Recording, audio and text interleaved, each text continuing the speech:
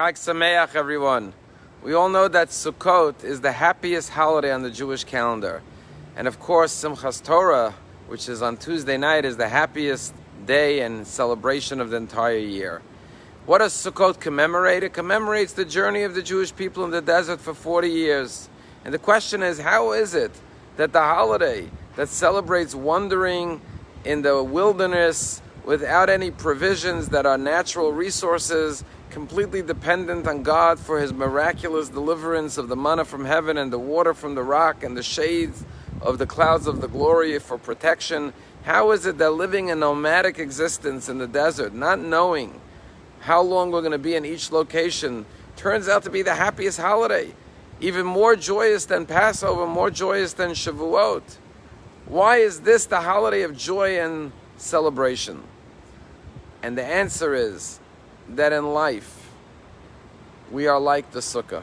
The sukkah is vulnerable, it's exposed. There is no security in the sukkah, there's no predictability. It is rather exposed to the elements of the wind and the sun and the heat and the rain. But if we could learn to be joyous, even in times of uncertainty, in times of flux, in times of unpredictability, like during this COVID pandemic, for example, life does not guarantee us any reassurances. The only thing we can have is the ability to look up to the heaven and see God's stars twinkling as God is winking to us and saying, trust in me. Yes, there is uncertainty in life. There is unpredictability. There is vulnerability. But with faith, you can be joyous even in the midst of the uncertainty. When you could learn to be happy, even though life is full of lurking threats and dangers that are not foreseen, master the true lesson of joy and happiness. Tell a story about a fellow who had this phobia, had this fear. Every time he went to bed, he was afraid that there were these thieves or bandits or burglars hiding underneath his bed. And he couldn't fall asleep. He would have nightmares. He was scared.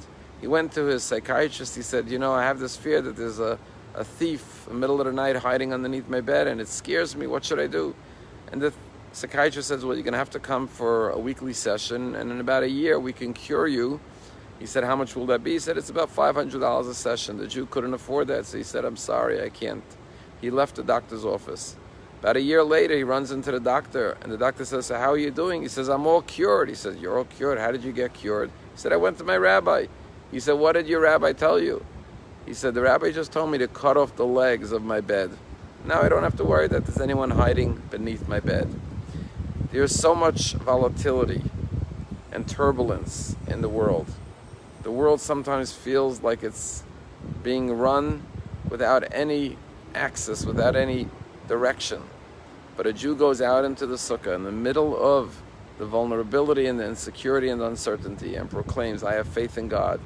I know that there is a heaven above. There is Hashem watching over us. With that, the Jew could have confidence in life and could walk with a spring and a bounce in their step and celebrate the message of Sukkot, to live with joy, with happiness, with gladness, with trust in Hashem above.